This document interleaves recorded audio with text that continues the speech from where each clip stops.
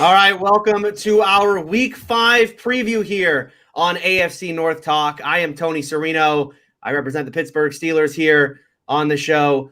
Joined by three of my favorite people to talk AFC North football with. We'll start with Europe's biggest Ravens fan, Sonny from SZG Sports. Sonny, how are you? I'm great. You're a biggest fan. I like it. Sounds good. You're the biggest Ravens fan. I mean, you're the biggest Ravens fan in Europe I know. That's for sure. All right, we also have Ace Boogie, who, if you see behind him there, he's got a Terrell Owens Bengals jersey. That's how you know this guy is a legit Bengals fan. Ace, how are you? I'm doing well, man. I'm doing well. Glad to be here on the panel. Always look forward to this. Always have to make sure that I'm taking my notes and stuff before we do these things. So I'm always looking forward to these for sure. And then we also have Quincy Carrier representing the Cleveland Browns on cloud 9 right now, a 3-1 Browns team. Quincy, how you feeling?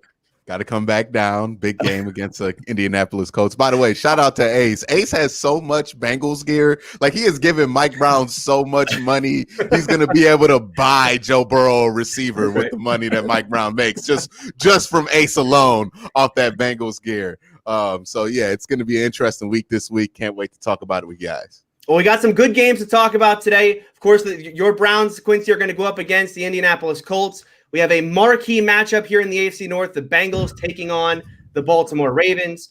But let's first start with the Pittsburgh Steelers taking on the Philly. Actually, before we start with the Steelers Eagles, I do want to let everyone know, first of all, you can find this in audio form. If you'd rather listen to us in an audio, you can find this as a podcast. And secondly, Super Chats are enabled. So if you want to have your chat read on the show today, if you have any questions for any of us here, go ahead and leave a Super Chat. We will read that here on the show. Now, let's get started. My Steelers back in action after their COVID break a week ago. They will take on the Philadelphia Eagles on Sunday. For me, this game comes down to one thing. This is a game all about Carson Wentz. And you know, if you look at who Carson Wentz is right now, he's a terrible quarterback, one of the worst quarterbacks in the league. The Eagles offense is suffering because of it. They're the third worst offense in the NFL right now by DVOA. Wentz is the third most sacked quarterback, one sack behind Joe Burrow. And we've talked every week on this podcast about how often Joe Burrow is under pressure. Wentz leads the league in interceptions right now with 7, and he's fumbled 4 times. And so you look at this game and you look at who the Eagles are going up against in the Steeler defense, and the fact that the Steelers are generating more pressure than anyone. They have more sacks per game than anyone. They have the best run defense in the NFL, so it's not like the Eagles are going to be able to bail out Wentz with Miles Sanders in a running game.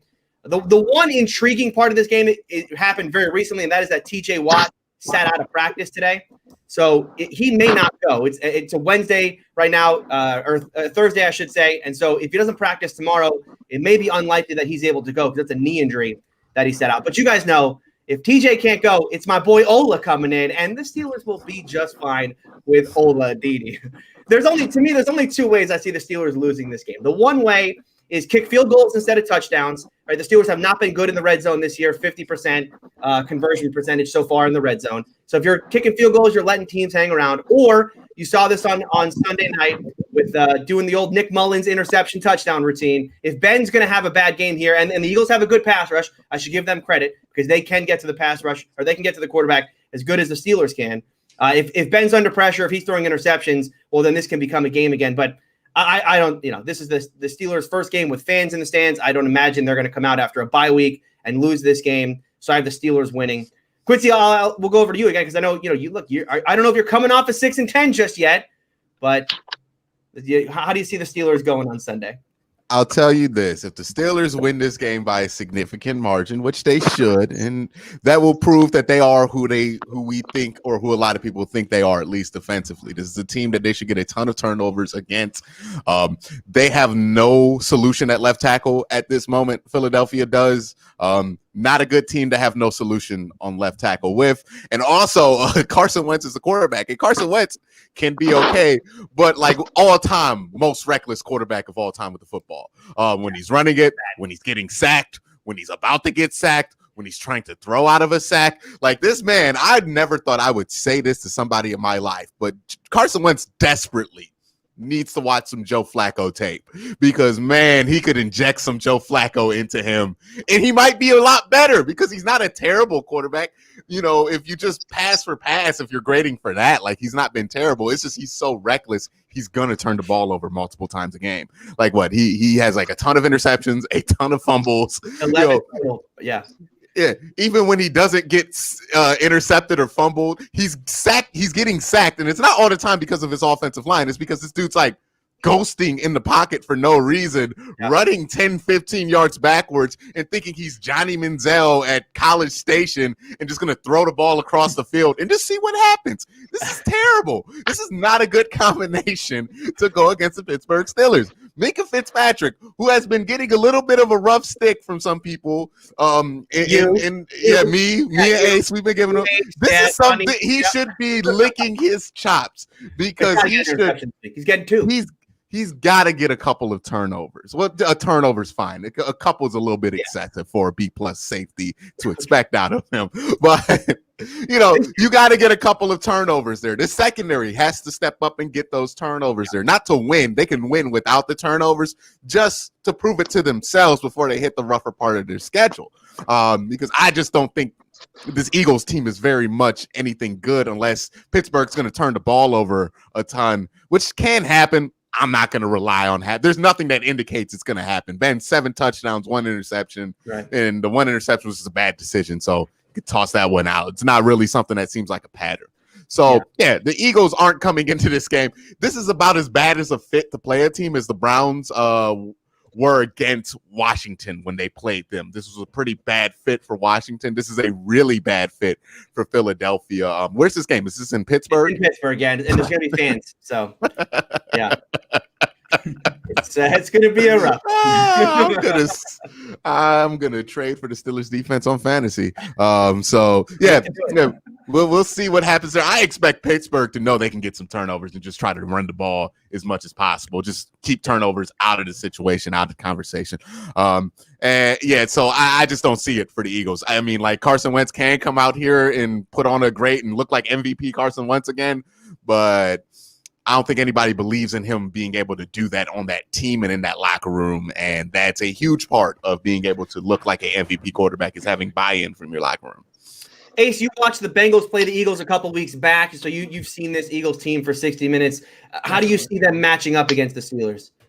I would just love to be able to have the quarterbacks that the Steelers have faced, with the exception of Deshaun Watson at this point. Daniel Jones, Jeff Driscoll, and now Carson Wentz. Carson Wentz just is really a turnover-prone quarterback, and the Eagles are really just gasping for air right now. I don't know what's going on with that NFC East, but to me, I think that this game is definitely one in the trenches. Like you said, the offensive line in bad shape. Steelers defensive line is going to murder this team. I don't know what the over and under is for sacks, but I would take the over. I don't care if it was 10. That's how bad their offensive line is. That's going to lead to turnovers. And I also think that with them having so many guys out, I know in the game that they went against us, they lost Dallas Goedert, they lost Deshaun Jackson. Deshaun Jackson is always in and out of the lineup. Yeah. And you're going against that Steelers defense. It's going to be a rough one. This may actually be the game where they're going to have to question whether or not they're going to pull Carson Wentz. That's just my thinking, because this could get ugly. Like, I'm talking about a bunch of sacks, maybe 2, at least minimum of 2 interceptions, a fumble. I know we were talking before this, we cut on that he's fumbled the ball several times. So there's going to be turnovers in this game. Yeah. And I think that Pittsburgh will be able to capitalize on that. And I think that it just simply comes down to who has the better quarterback. And even though Ben has had his fair share of interceptions, it's never been like Carson Wentz. Like, this is reaching peak Eli Manning level with what he's doing here. So I think it's easily a win for the Steelers.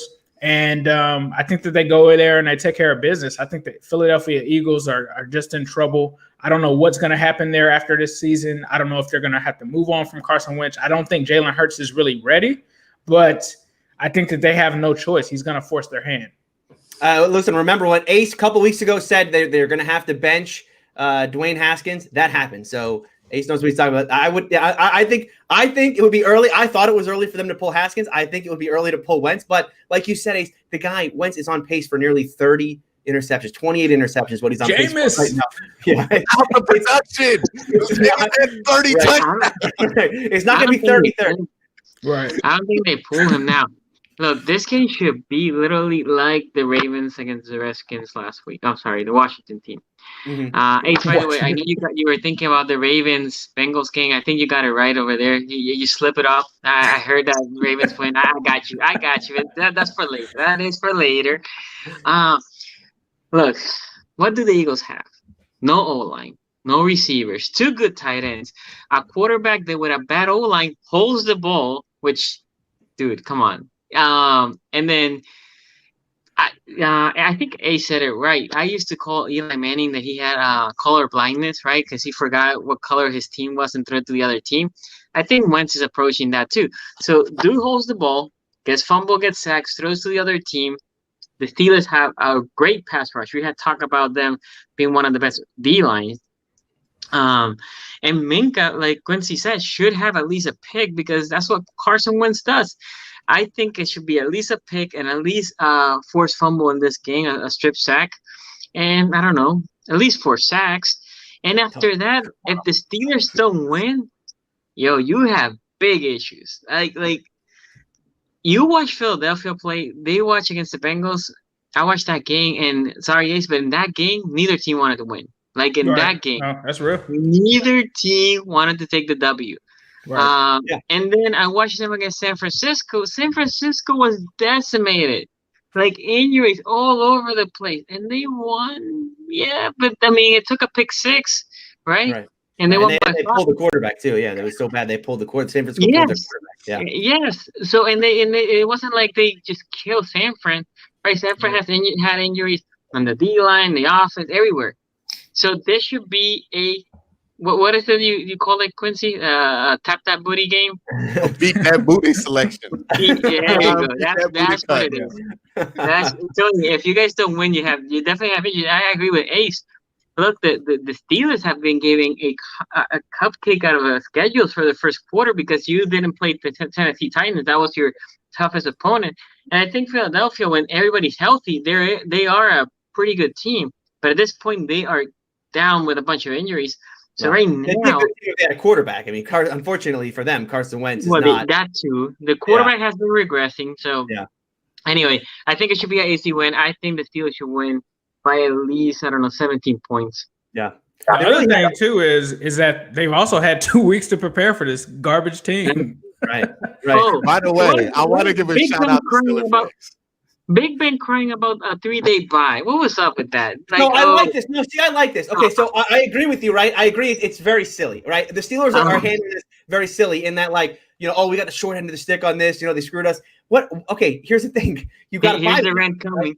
Yeah, but here's the thing. Here's what I like. Here's why I like it. Do you remember it was 2-3 years ago when the Patriots had that dumb saying, "We're still here," right? And this was during their Super Bowl run, their last Super Bowl run. They won the Super Bowl. And they had that dumb saying, "We're still here." Like they were treating themselves like they were underdogs. This is a team that had been to like 15 straight AFC Championship games. They had been to 8 Super Bowls, right? And they're about to win their sixth. Like, we're still here. We're playing the underdog role. I like that. Listen, you got to give yourself some. Look, the NFL is not putting cupcakes on your schedule. You got to build it up some way. You got to get that momentum somehow. And so if the Steelers want to act like, hey, the NFL's against us, and that's how they want to get their motivation, I'm totally down. Absolutely.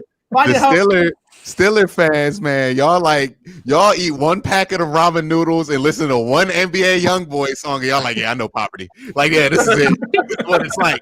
I know what it's like to be struggling. No. By the way, let me give a shout out to Steeler fans. Because only Steelers fans can start the season against arguably 2 of the worst teams in the NFL in Denver and New York. Your best team you played so far just fired their coach, so not necessarily, not necessarily a glowing recommendation of that team. It was so difficult that we broke them up. JJ and Bill O'Brien. No. The loss to the sorry Vikings broke that up. That's what broke that up. And then in week 4, well, not week 4, week 5, you get to play a team that you just match up tremendously well with. And you'll still find Steelers fans go, man, this schedule's against us. This schedule, they're rigging this schedule against us. I don't Y'all are hilarious. I don't want to derail with this real quick, but the NFL, I don't know if you guys have seen what's going on with the Titans so far, but I went on here last week and said, look, no forfeits. Forfeits are ridiculous. They may actually do forfeits because the Titans are being found out to have practiced with like an impromptu practice with the players after they were told, hey, you have positive tests, stay home. And the players got together and tested and practiced anyway. And now, we're still have positive tests today with that team. So, massive punishments are coming. We'll see if it's a forfeit. But let me tell you this. If they give a forfeit to the Bills, but not the Steelers because of the way the schedule works, I'm going to lose my mind on Tuesday. On Tuesday, you've never seen me as angry as I will be on Tuesday. But anyway. Like my 6-10 prediction. That's right.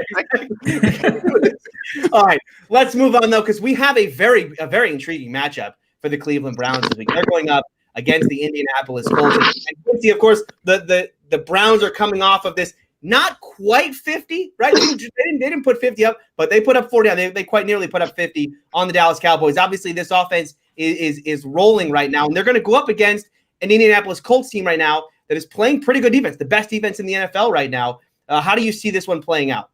It's going to be an interesting battle here for the offensive line because it's going to come down to the Browns' offensive line versus that defensive line of Indianapolis because Indianapolis very strong on the interior of that defensive line. Browns very strong on that interior of the offensive line. That's why I think they have their best players on that unit, or at least their most experienced players in Joe Bitonio, J.C. Treader, and then Wyatt Teller. So it's going to be interesting to see how those guys match up with them. They have Justin Houston on the edge. They have some decent edge guys, but that's not where they're dominant. They're dominant inside, which is interesting, right? Because the Browns have kind of been tested inside a little bit here at the beginning of this season because what they did, Jonathan Allen, like Washington has a decent interior line rush. They can get inside pressure pretty well. And they held up pretty well on the inside. The edges were a little bit, shaky when Chase Young was in there, but the inside was pretty fine there. So if the Browns can win that battle and be able to run the ball at will against Indy, or just be able to run the ball, 200 yards on the ground, what they normally have done throughout this season or around that number, then I think they're going to have a pretty good day. But that's easier said than done because this Colts defensive line is really good, and the Browns have not played anything that good, especially with the linebackers that they have. That's going to be the key for the Browns to get the linebackers out the game. I would expect the Browns to pound the ball early and just pray they commit as many people as possible to that run game to stop that. And that way you can soften their secondary a little bit because their secondary, I don't see Baker Mayfield having success against the secondary like off the bat because that secondary has been playing really, really good football. As much as we talk about a defensive line for the Colts, the secondary is really what's been shining. And they have Bobby Oriki and also I can't believe I'm blanking on his name, Darius Leonard, one of the best linebackers in the NFL, the best linebacker in the NFL probably, playing. They're going to be disciplined. You're not going to be able to do a lot of that play action or a lot of double reverse that you were able to do against the Cowboys because they're not going to be fooled. They're going to be very disciplined. They're not going to be out of position. So you're not going to be able to do those things. You just got to run at them. Hope they softened up. Hope they have to add more. And then when they blitz, take advantage of that with Baker Mayfield. That's something I think Baker Mayfield's capable of doing, and that's something I think this Browns offense is capable of doing. When you look at the opposite side of this game, the Colts offense versus the Browns defense, I understand the Browns have an issue in the secondary, and they have a specific issue covering in the middle. But against Dallas, that was not the issue. The issue was when they blitzed, because, their defensive line got tired and they couldn't just get pressure with the front four. Their safeties had no speed to get to the edges. That might not be a problem this week because I don't think the plan is to keep consistent pressure on Phillip Rivers as much as it is Phillip Rivers is going to get the ball out of his hand within 2-3 seconds anyway. He has the lowest pocket time in the NFL. Well, one of the lowest pocket times in the NFL, 2.3 seconds, without being sacked very much. He's in the bottom of the league in sacks. He's also in the bottom of the league with pressure. So he doesn't get sacked and pressure. This is all by design. A lot of quick slants, getting the ball out of his hands to set up a play action shot down the field once or twice a game. That's really what they do with T.Y. Hilton.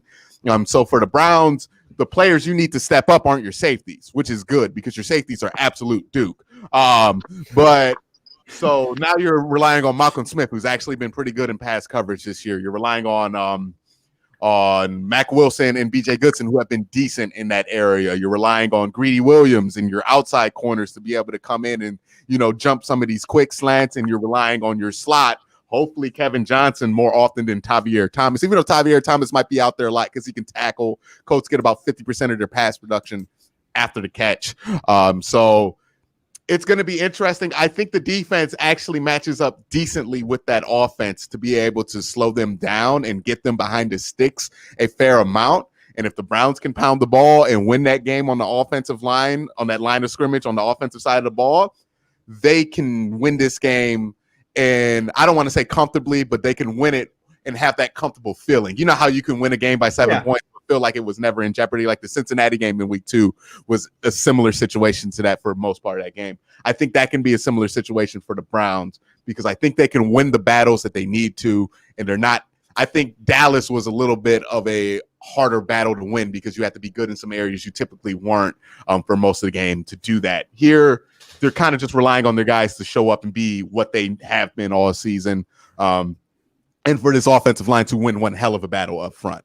But that's also the best unit on this entire team overall. So if you got to rely on somebody to win a very tough battle, that's where you want them to win it.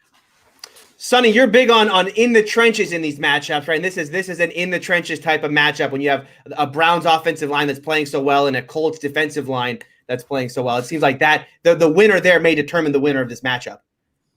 Yeah, so for me, this matchup comes down to one thing. Can the Browns, well, not necessarily the only thing, but big thing is, can the Browns establish the run?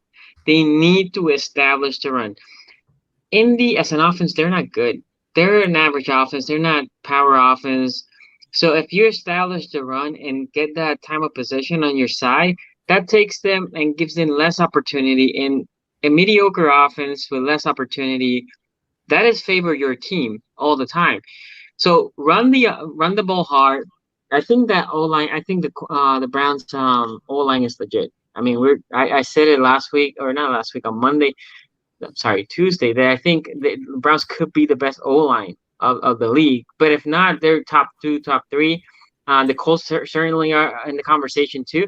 But reality is, Philip Rivers will make a mistake or two. And not necessarily with picks, but just a bad throw, holding the ball, missing a guy. Philip Rivers, at this point in his career, he's okay. He's an okay quarterback. He's not horrible, but he's not great. I don't think he's that big of a, upgrade over Jacoby Brissett, which is why I think they thought they had with Philip Rivers. But again, establish the run. And then the second thing is Baker having a turnover-free game. If those two things happen, I think the defense for the Browns can hold them to, I don't know, 13, 19, sub 20. And I think the Browns can put a 24 on them. This is a game that I can see 16-24 Browns, but it'll be like Browns running the ball well, and then play action. Baker, it's similar to the game that they just played right last week.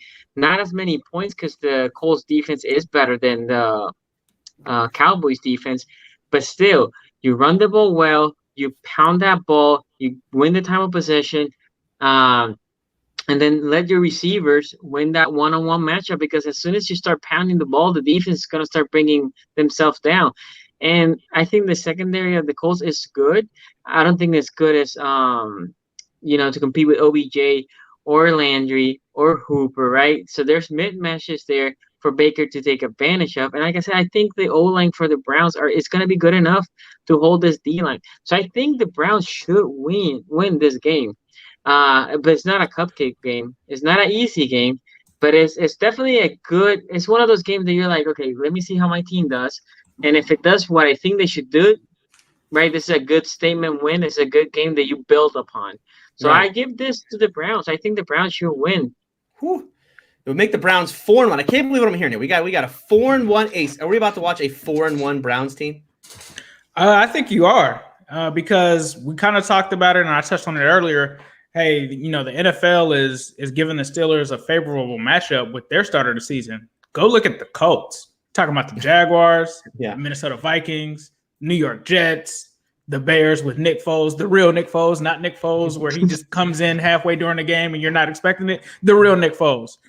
That's an inflated team. Like, they're being inflated right now because they haven't played teams that are really good, right? Now, he did go against a good defense, but we all know what happens with the Bears. They've never had great quarterback play. So, I mean, that's not too hard to do. And like Sonny has said, Phillip Rivers is He's He's not anything special at this point in his life. Yeah, he's just definitely just meh. Like, that's what he is. And let me know if any of you guys knew any other receivers not named T.Y. Hilton before you did any Google searches on stats and stuff. I bet you didn't, because no one knows any of their other receivers. I know Pittman. I like Pittman. But Pittman is hurt right now. Pittman's hurt right now. And he's hurt. Yeah, I know. Yeah. But name anyone else outside of T.Y. Hilton.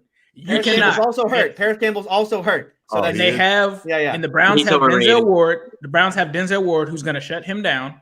And you don't have anything else outside of that. Like, Jack O'Doyle Rules is not coming through that door with a touchdown or anything for them. I don't see it. You look on the other side of the ball, the Browns are the measuring stick if you have a good or decent run defense or not. They haven't faced a running back like what they have in Cleveland. They did go against Dalvin Cook. He still scored a touchdown, had 65 yards. But no one, until you play the Browns, until you go against that attack that they have there with that offensive line and those two running backs, obviously Chubb is probably out this game. But when you go against them, they're going to get yards. Like, yes, I agree, Darius Leonard, best linebacker in the NFL. He can't do it all by himself. Like, the other guys that are there are trash. Like Kiki, yeah, he's gonna be trash. He's gonna be riding and missing tackles all game. Wow. This is a hot take. So yes, I'm not seeing this as a game that the Browns should be worried about. I think that this is an inflated team. They've played bad teams. They have won, but I think that the Browns are just going to be too much for them. I don't think that Phillip Rivers has a 30-burger in him. When the Browns get up on you and they get going with Odell Beckham Jr. and all of these guys, they're not going to know what to do with them. And like I said, Darius Leonard can't do it by himself. Decent defensive line, but until you get that Browns rushing attack in your face, it sounds good before the game. Like, oh, yeah, we just got to contain, Kareem Hunt and these guys and make sure that they don't get it. Nah, easier said than done. Like, this is the number one rushing attack in the NFL. You got to stop it. And then they also, by the way, have Odell Beckham Jr., Jarvis Landry, and all of these other weapons. And I can't even name your second receiver. Browns are winning this game. Yeah, I mean, this is an intriguing matchup for sure. I mean, this is good offense versus good defense. This is what we wanted to see. I mean, I went on this whole thing on Tuesday about how there are no, everyone has a good offense and no one has a good defense. But, I mean, Indianapolis right now is playing the best defense of anyone that you can, and legitimately. Yeah, when defense. You play the Jets, right? Right. The problem is that this is the first good offense that Indianapolis is going to play. Right. And so the second good defense that Cleveland's going to play. And we should give Washington more credit defensively for what they've done this year, because in a league where there is no good defense, the Washington, statistically speaking, has not been terrible defensively. What's interesting about the Washington game, if you go back to that, if you want to, it's hard early on because we only played 4 games, right? And we're trying to evaluate, okay, how would Cleveland do against a good defense? Okay, that Washington game, if you go back and look into that game, Cleveland had a ton of points off a turnover in that game. The drives that they had without turnover in that game, and I don't know if you can read too much into this, they had 7 drives in that game that started within their own territory. 3 of them were 3 and out. Right, so Washington did a decent job. Right, it is possible to slow down, right, as much as you can, this Cleveland offense so far in a game where Cleveland would end up scoring 30. Now Cleveland's not going to have Nick Chubb in this game. We'll see how much that impacts it. I'm a big running backs don't matter guy, so I imagine that Kareem Hunt and Dearness Johnson are going to be just fine, especially in Kevin Stefanski's offense. But I mean, let's not downplay the Indianapolis defense. I mean, they added DeForest Buckner this offseason, and he has been tremendous for them on the interior.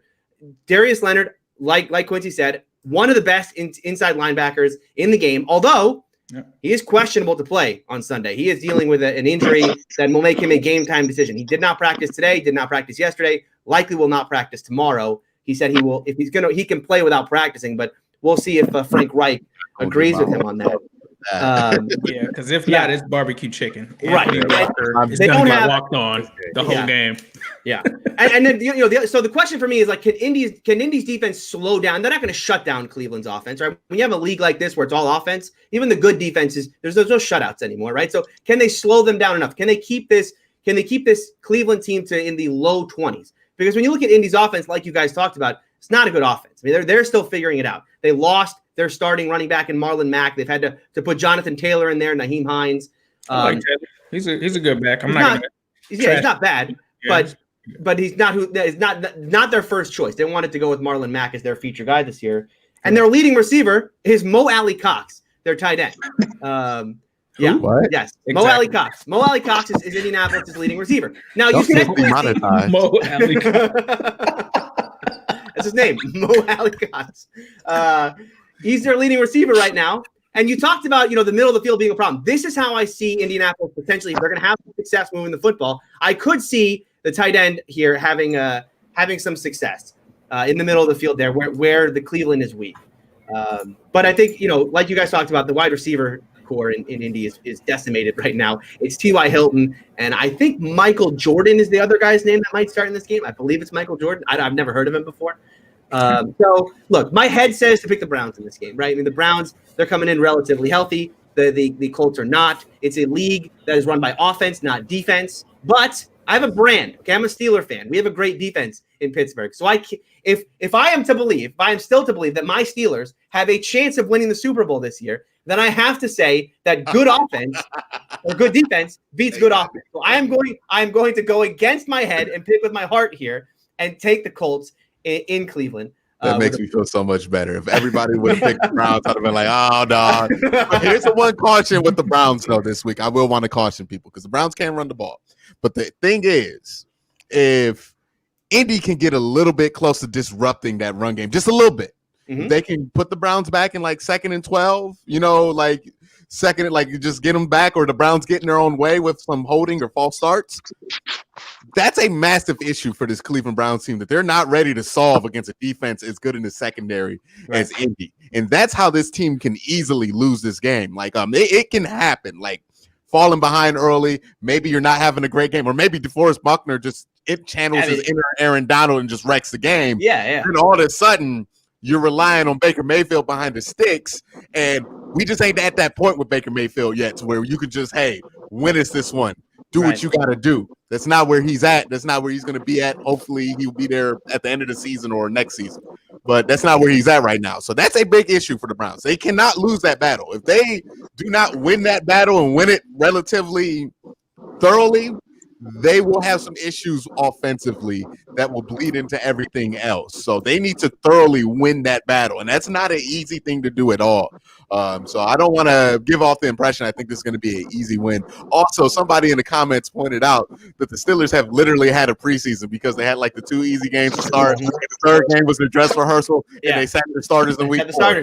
They literally had a preseason. They're the only team in the NFL that had a preseason. They screwed us. No, they screwed us. The NFL screwed us. The Steelers are getting screwed this year. They're the only team getting screwed. All right, let's move on here. All right, we got to talk about. We have a marquee matchup in the AFC North. 2 AFC North teams going head to head. Sonny, yesterday when I was doing my research for this game, trying to figure out matchups and whatnot, read a story on ESPN. Lamar Jackson misses practice on Wednesday. The team does not consider it to be a serious injury. He should be fine. Fast forward to today, doing a little more research. Lamar Jackson misses practice back-to-back days for the first time in his career. Is there anything to worry about here with Lamar Jackson and this knee injury? Now, this happened in the preseason. I think he's been dealing with some sore knee. Now, Harbaugh is notorious for not saying exactly, like, anything around the knee. Even if it is your thigh, he might say, no, he has a knee injury. Or when he might go and say it's leg, right? Like, Harbaugh gives you no details, so we don't know exactly where he is. What is the injury for him? Oh, did I got frozen? No, you're good. No, you're good. Okay.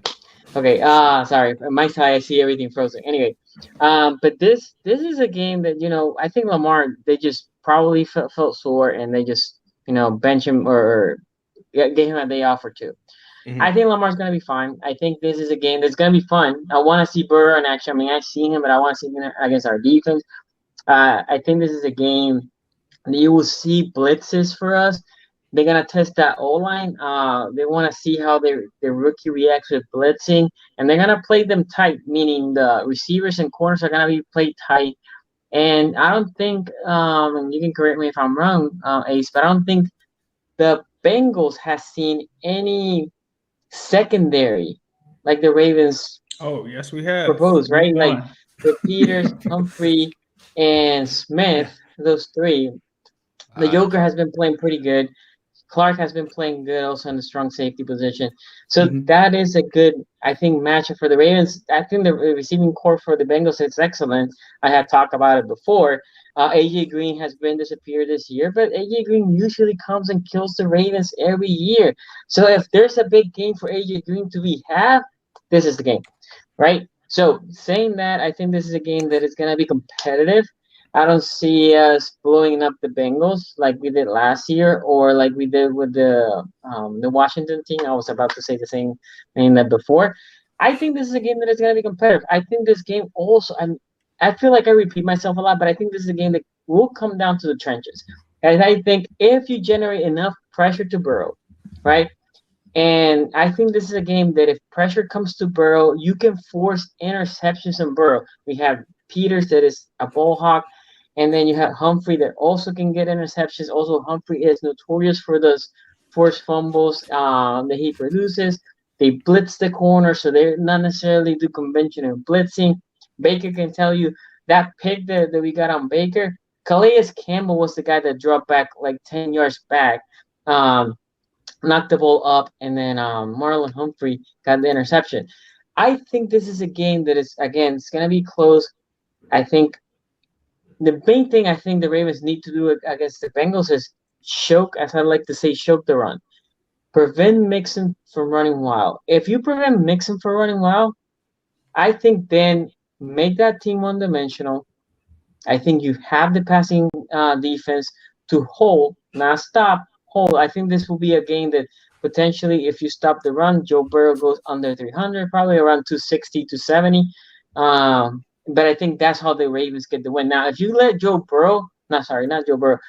Mixon run wild, that opens play action. Even with a great secondary, it's going to be hard because now you're going to commit more people to stop the run. And it's going to open the passing lanes, and then you can see the Bengals hitting us for a big play. All in all, I think that's what's going to happen on that side of the ball. If you go to the other side of the ball, I think the same thing applies. The Ravens need to run the ball. If you go check the 4 games that we have played this year, all 4 opponents have basically said, we're not going to allow you to run the ball. You have to pass.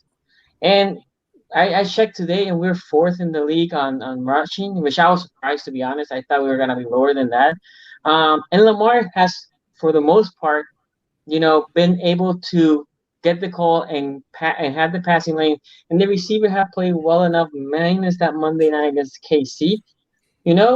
And that's what I expect against the Bengals. I think the Bengals are going to say the same thing. We're going to stop the run. We're not going to allow you to run. We're going to just put the people necessary to stop Lamar and to stop the running backs.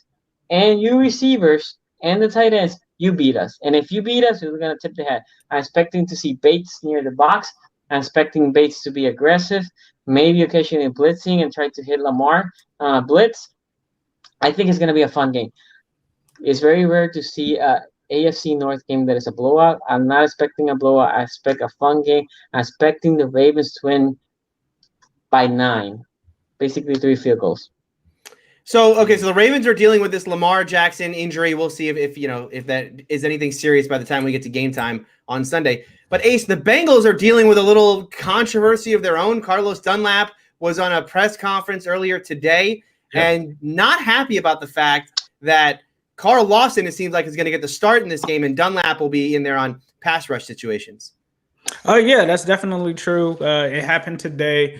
Carlos was more so upset with the fact that no one told him. So he had to go out and see, apparently in certain packages, he was not the starter. Now, it seems that was on rundowns, and it seems that they want to use him exclusively as a pass rusher in this game. I don't think that I have an issue with that, but I do have an issue with them not letting him know that before the game. Like, for it to be a surprise, I think was the only issue. That's not a mistake, though, because Carl Lawson, when I had him on the show, he kind of talked about the NFL likes to put labels on certain players. And one of his labels is that he's only an edge rusher. He can't stop the run. But he's been good. If you look at his PFF numbers, he's been good against the run. He's been doing a good job of it this season. And he's playing out of his mind. I mean, this guy has 3.5 to 4 sacks right now on the season, and he deserves to start. Like, I mean, honestly, I understand where Carlos is coming from. And I think that if they would have handled it differently, then it would have went a lot smoother. But this was the right move by the Bengals. And I think that it's also a wrinkle that is reflective of a strategy against Lamar Jackson. Like low-key, the Bengals, if you look at all the offseason moves, right, you look at what they did on defense, it was literally a direct response for Lamar Jackson because he destroyed us so many times, and they went out and got DJ Reader because they need to stop the run. Which team runs the most in the division? The Baltimore Ravens. They went out and grabbed Von Bell so they could bring in him because he's good at stopping the run. They went and got Mackenzie Alexander because he's good at stopping the run. All of the guys that they went out and got are good at stopping the run, and that's what this defense has been built for. Now, getting into the game, things that surprised me, like Sonny said, and I think like we all said, we voted the Ravens as the best secondary in this division, hands down, right? And when I started looking into the numbers, because I started doing this other segment where I'm breaking things down by numbers and looking at it, the Ravens' pass defense is the weakest part of their team. And it's crazy to say that because when you look outside of Marlon Humphrey, you shouldn't throw at him, but Marcus Peters has a 49% or a 49 coverage grade. They're allowing 433 yards this season in the short to middle section of the field. So there's like a big hole in their defense. And I think, Sonny, I'm trying to figure out whether it's that the run defense is so good or that the passing defense is so bad that teams are passing on them on first and second down because they're having success against them. When you look at it from a running standpoint or a run defense standpoint, they have one of the best run defenses in the league. But one guy that has struggled against the run, Patrick Queen. LJ Ford has been stout against it. And if the Bengals want to have success, they have to run away from LJ Ford. They have to put linemen on him. But if you can get to him, if you can get to the safety, not Clark, but the other gentleman, Deshaun Elliott, you can make some plays. The other thing is Tyler Boyd could be in for a big game. I know a lot of people are talking about AJ Green being the Ravens killer and stuff like that. Tyler Boyd lives in the middle of the field. That's the perfect area for him to be in. The other thing is the Bengals, like Sonny has always said, you have to protect Joe Burrow. I think some people look at Joe Burrow and they think of him as a typical rookie quarterback. He's not. If you're expecting that you're going to win this game by Joe Burrow turning over the ball, it's going to be a long game because he really doesn't do that. You also talk about T. Higgins. That's another guy. I think that the game plan for this game has to be to go away from Humphrey. I expect Humphrey to probably stay on the side that he's generally on. If I'm not mistaken, it's the right cornerback position. He usually stays on the right side. He may trail AJ if he moves into the slot. But I think that you use AJ Green as a decoy in this game. And I think that you kill it with Tyler Boyd. I think you destroy the middle of the field. I think you can also prove that they're vulnerable on the edges of the field. And you go and attack Marcus Peters. Quincy has always talked about Marcus Peters. Marcus Peters is the guy that is the one that will make a mistake. He's the guy that you can get to bite on something. He's the guy that you can beat deep. You're not going to beat Marlon Humphrey deep. Like, you're just not going to do that. He's one of the top corners in the NFL. You don't need to go at him on third down. He's only allowed 19 yards this entire season on third down. You have to go at him. The other thing is, in the run game, the Ravens, for some reason, and it's crazy because Bobby Hart's going to have to be a guy that we have to depend on in this game, because if you don't run, or if you run to the right tackle side of the field, that is where you can have success. Now, the Bengals, the only issue is they've rarely done that. The other position is also the left guard. If you go behind the left guard, you can get yards on them. But Michael Jordan isn't having, an amazing day over there or an amazing season, and they're only averaging 1 yard per carry behind him. So they're going to have to create runs where they're getting it in bunches. And I think one person that you should target, Matt Judon. Run at him. I would run right at Matt Judon. I'd run right at Patrick Queen if you want to take advantage. You're not going to do that against Calais Campbell, even though he's had some issues in tackling. He's still a better run defender. Do not do that. Take what this defense gives you. But it's crazy to me to look up and see that the Baltimore Ravens defense, in terms of total yards, they're at the end of the league. They haven't been good. I'm surprised when I looked at the numbers. I was like, nah, this can't be right. Like, something's wrong here. Like, what's going on? And I think Joe Nobu kind of put me on it, and I was like, nah, that can't be right. It has to be the Chiefs game is inflating this.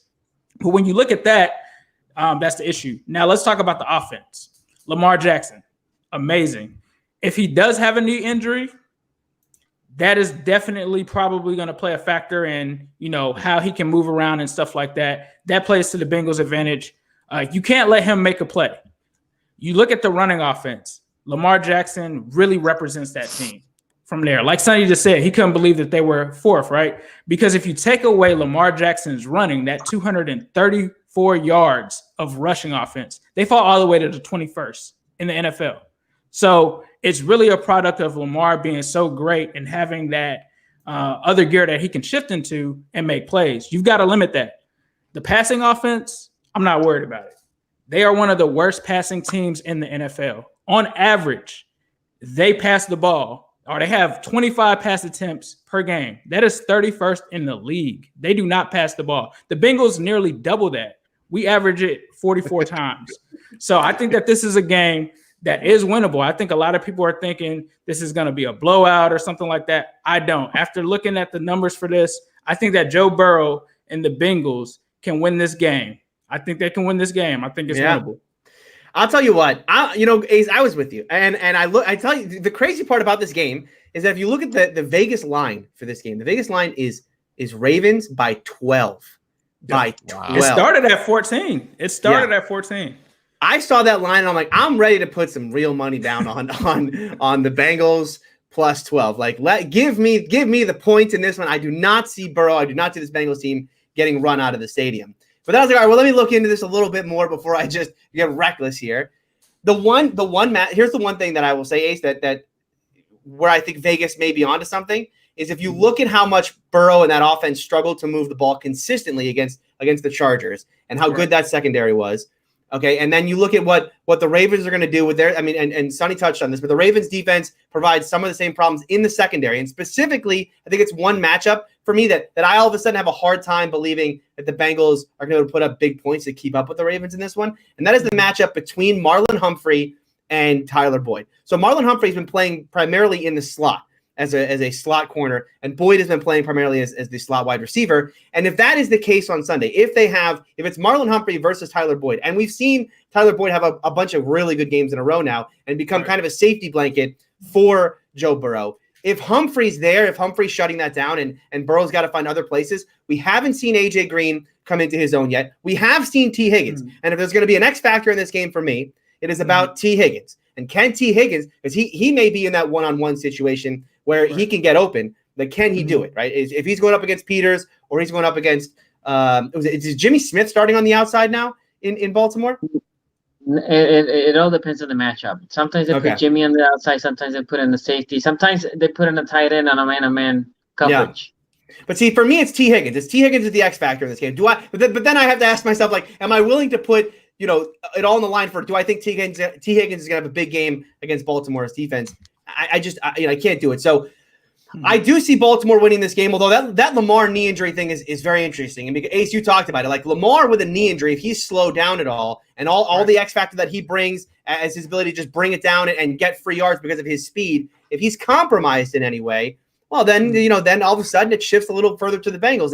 And if Tyler Boyd can beat Marlon Humphrey, well, then it shifts a little further, right? And if T. Higgins can have a big game, well, then all of a sudden maybe we could be talking about an upset here. My initial thought gonna be on AJ Green then, because I don't see the Ravens saying. I think it would be Peters on Green. Peters on AJ Green. Yeah, and then Jimmy Smith on. Let me say something about Peters before we throw it to Quincy, because I heard Ace what he said about Peters. Peters had a horrible game against KC.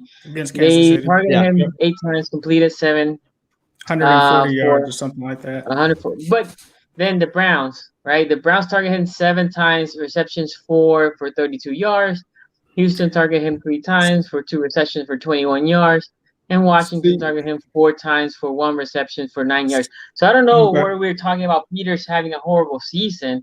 Peters had a bad I'm just saying on that side of the field, which he primarily plays in terms of snap counts for PFF. They've allowed a lot of yards there, and I don't understand the Marlon Humphrey thing, because if he's in the slot, how were 433 yards completed over there with a 77%? So Marlon is also moved all over the place. So Marlon doesn't play in one side either. Gotcha. Marlon has played outside. Marlon sometimes they say, "Yo, That guy. Like with Cleveland, Quincy can say this. With Cleveland, they told Marlon, Odell, follow him. Right. Outside slot. Didn't matter where he was. Marlon went there. Gotcha. Yeah. Gotcha. Well, here's the one thing I'll say about the Marcus Peters thing: the lack of like any real production against a team that's starting Dwayne Haskins, and you're Marcus Peters, like your interception guy. You couldn't get one on him. That's a little bit concerning, in my opinion, for Marcus Peters. On top of like. Times.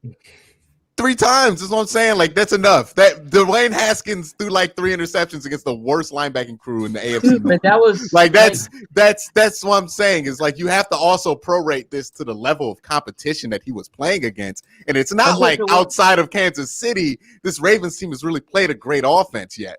I mean, like you might be pointing at Deshaun Watson to be the second best offense. We know what that is at this point, or at least in the first 4 weeks of the season. Offense, but I guess not. They weren't that. But remember, have they played those same looks that they did against Baltimore in the last 3 weeks? Can you confidently tell me that's the same exact team played in week 1? Because I know from a look and play calling standpoint, it's not.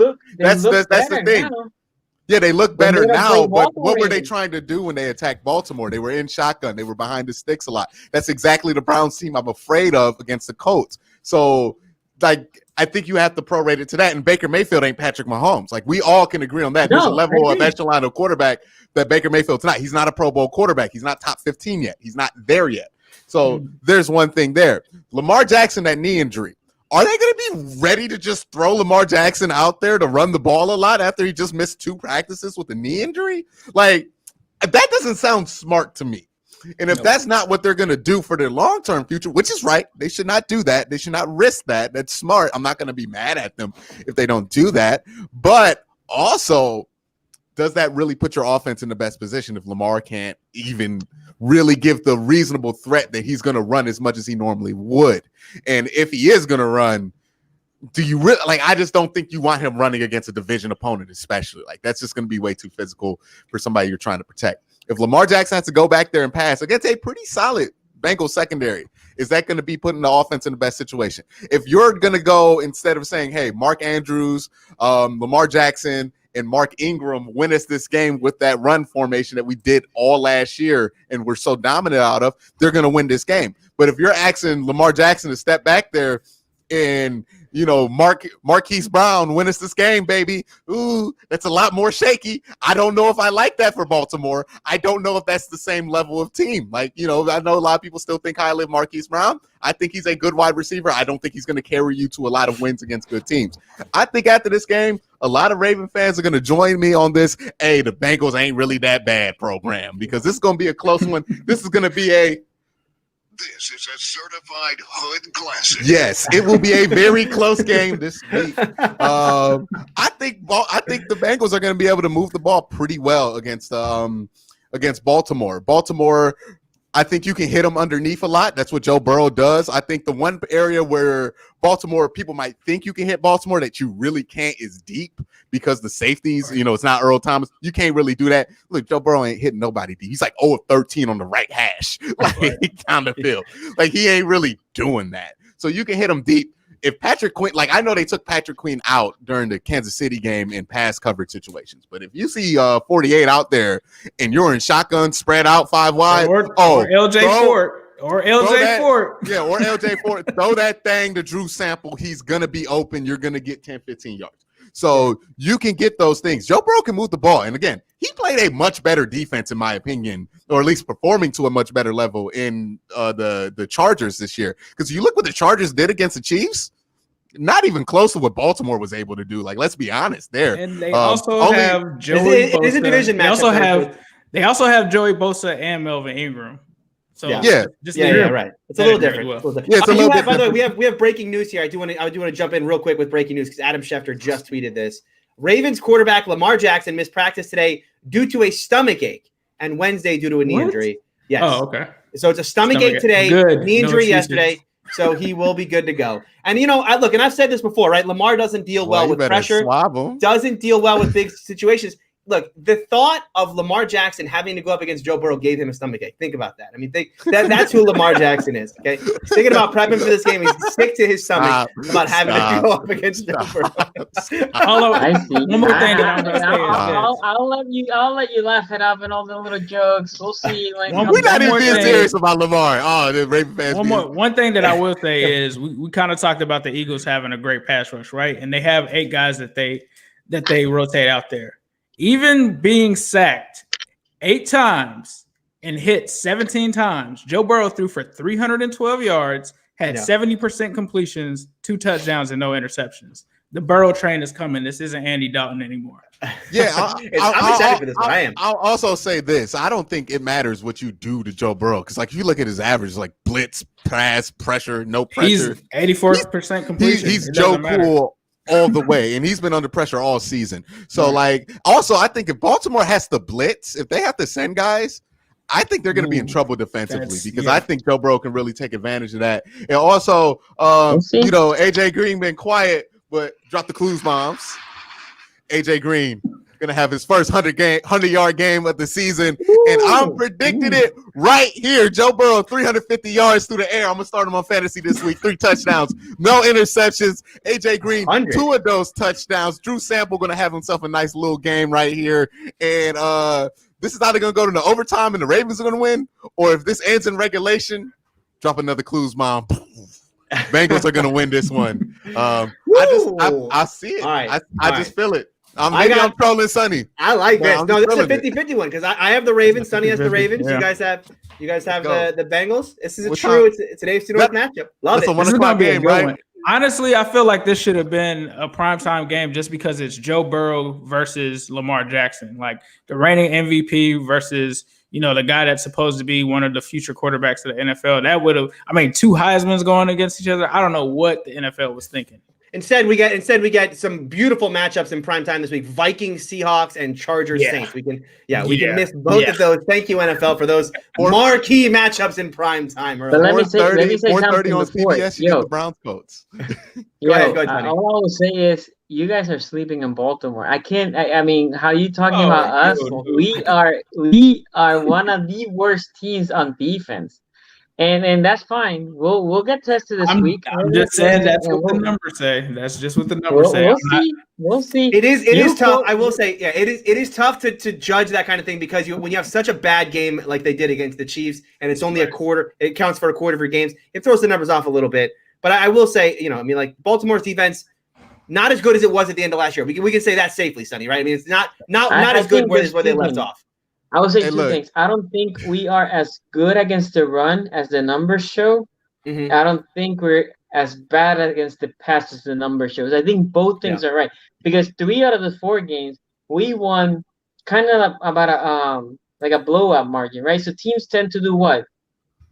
Don't run anymore. Let's just try to throw the pass, right? And then what happens also at the end of the game? Baltimore starts playing back, allows the short passes, allows them to prevent defense.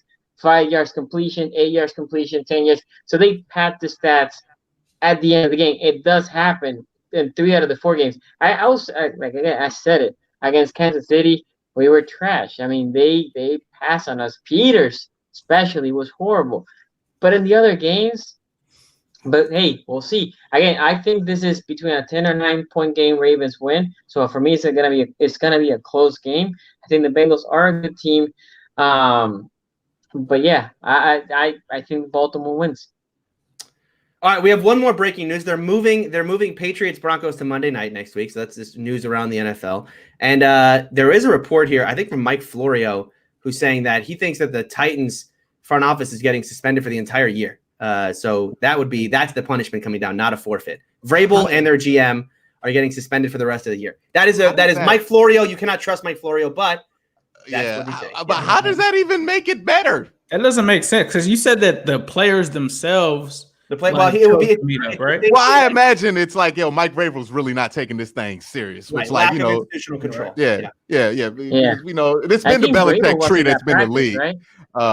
We have more breaking news now. We're just going to do breaking news now. Bills Titans has been rescheduled to Tuesday at 6 p.m. as long as there are no more positive tests. And Bills Chiefs, which was supposed to be next Thursday, is a Sunday game. Again, assuming no more Titans tests. So they are not moving any, or they're not no forfeits or anything. They're just moving games around. How are they? You know what, though? I got a real quick question. If they're realizing right now, like, hey, man, like even on Sunday, some of these games ain't safe with all the testing that we do, how are they still like, yo, we can still play these Thursday games? How did they play the game? What's his face? Gilmore tested positive, and he played in the game on Monday, and he was hugging Mahomes. I mean, Mahomes comes down with COVID after this. Oh, that's going to be a terrible look for the NFL.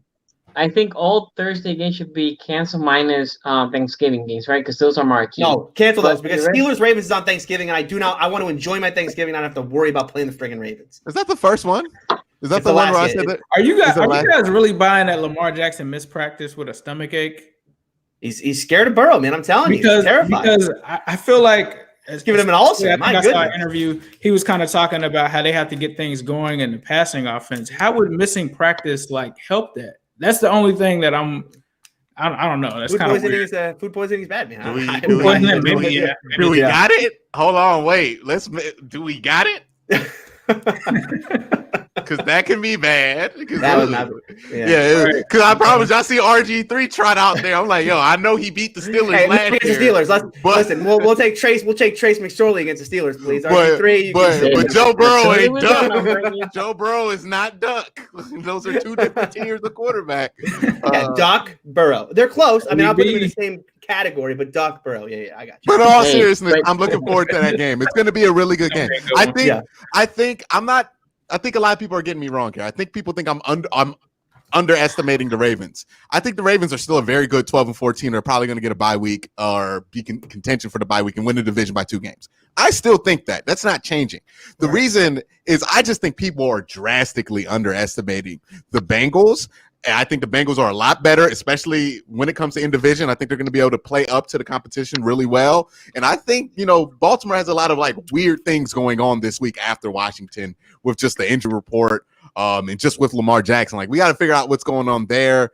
And the Bengals are a team that if you come in and you stumble a little bit, they can beat you. The Browns are one at you away from losing that game on Thursday night. And it's not because they played bad. It's because the Bengals were right there with them. So I don't care how good you think your team is. The Bengals are not this 3-13 bottom dweller that you should beat by 14, even though they're in your division.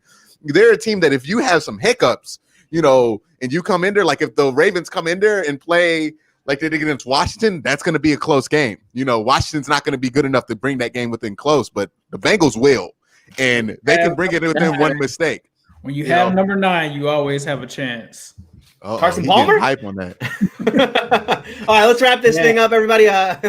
We got like we previewed today. We have 3 big matchups in the AFC North on Sunday. We got Steelers, Eagles, Browns, Colts, and that marquee matchup, Bengals, Ravens. Look for those games on Sunday. All right, Sonny, let people know where they can find your work.